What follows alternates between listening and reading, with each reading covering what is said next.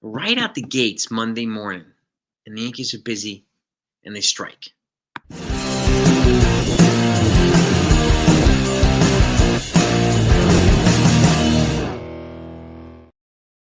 Happy Monday morning, everybody. Hope you're doing well. Hope you had a great weekend. So, it's always good to start the week off, right? I like to start it off with a nice workout Monday morning. I got Hoosiers on in the background, my favorite sports movie of all time. And then we get news that the Yankees have signed a pitcher. Okay, I have the Yankees lineup. They're playing the Mets today in Port St. Lucie, so we'll get to that as well.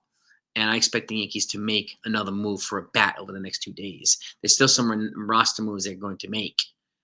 Okay, and we'll get to that. So if you're a baseball fan, especially Yankees, and you're not somehow subscribed to this channel right now, hit that subscribe button, please, and hit that notification button too. Just turn it on.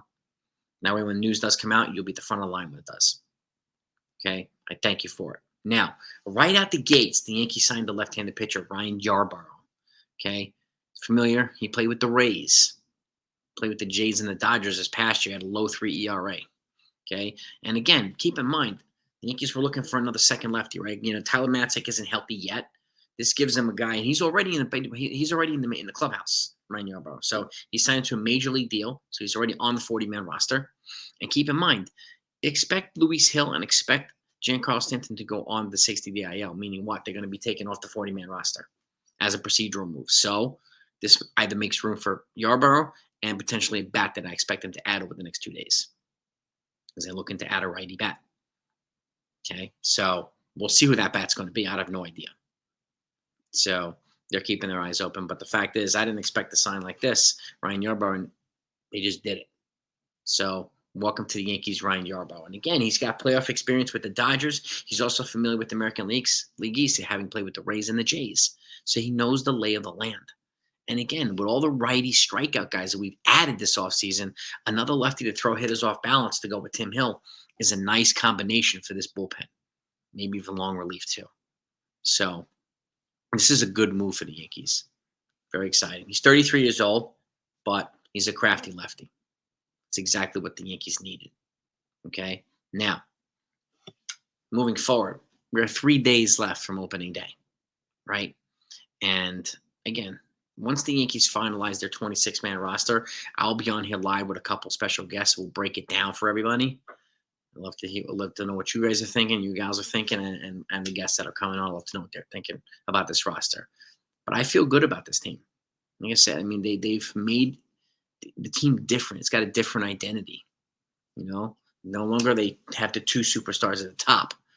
They've got a well-balanced lineup.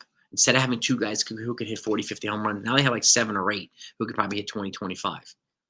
And one of those guys in the 40s or 50s. So that to me is a really good lineup. It's longer. It's more athletic. They're going to steal more bases. And they're going to manufacture more runs, more plate discipline. A lot of things they didn't do well over the last couple of years, they've added. Okay? Not sexy, not flashy, but impactful. And I expect that to resonate with this team this year.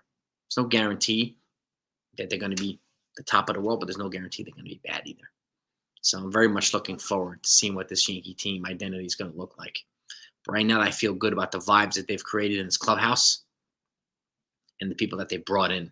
Good leaders, good players, people who want to be here. Okay, which is going to take this thing off losing guys like Garrett Cole and Giancarlo Stanton and Luis Hill and the rest of these guys. Okay, we have a bunch of relievers that are yet to come. You know, they're scheduled to come back as well. Okay, Clark Schmidt, we know, is going to be back in a couple weeks. Okay, he's got to develop his pitch count. So he's on the IL because he's behind, not because he's hurt. He's got to make that clear. Okay, it's a difference. So he needs to get his pitch count up to about 75 or 80 before they put him back on the roster. So expect to see Will Warren, who's made the team, probably make 2 starts. And maybe I think probably going to ride Carlos Carrasco until he can no longer get guys out. Right? So that seems to be what I'm thinking they're going to do. But we'll see. I could be wrong. I've been wrong before. Plenty of times. So, but you let me know what your thoughts are. Okay, they're playing the Mets today. I don't know if Juan Soto is going to be in the lineup or not. If he is, he is.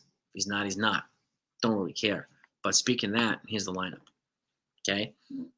Ben Rice is leading off, playing first base. Jason Dominguez batting second in left field.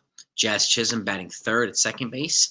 JC Escar, who's made the team, is batting Cleanup at the dish. Everson Pereira, we haven't heard yet about. He's DHing, batting fifth. Oswaldo Cabrera, batting sixth at third base.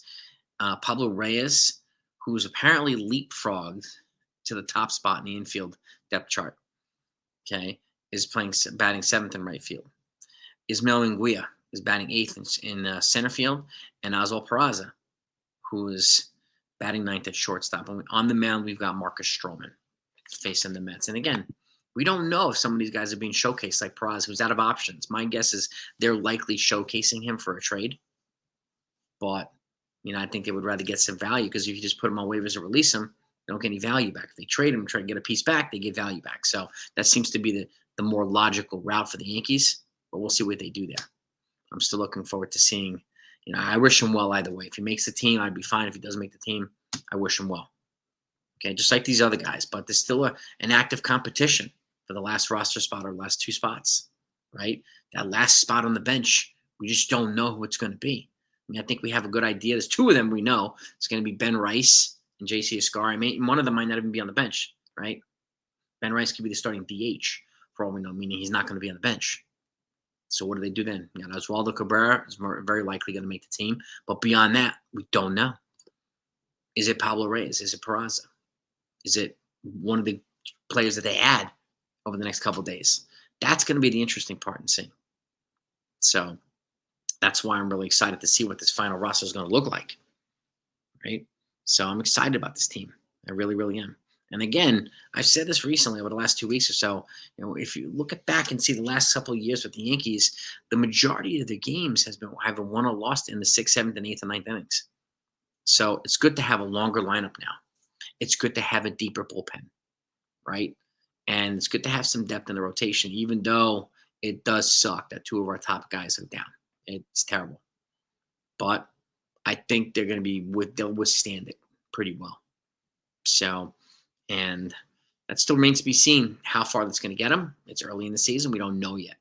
I'm not really going to give any predictions anyway, because we don't know what they do at the deadline, what other teams do at the deadline. So it doesn't make any sense to make predictions right now in March for a 162-game season, at least in my opinion. All I can say is I think this team is going to surprise a lot of people.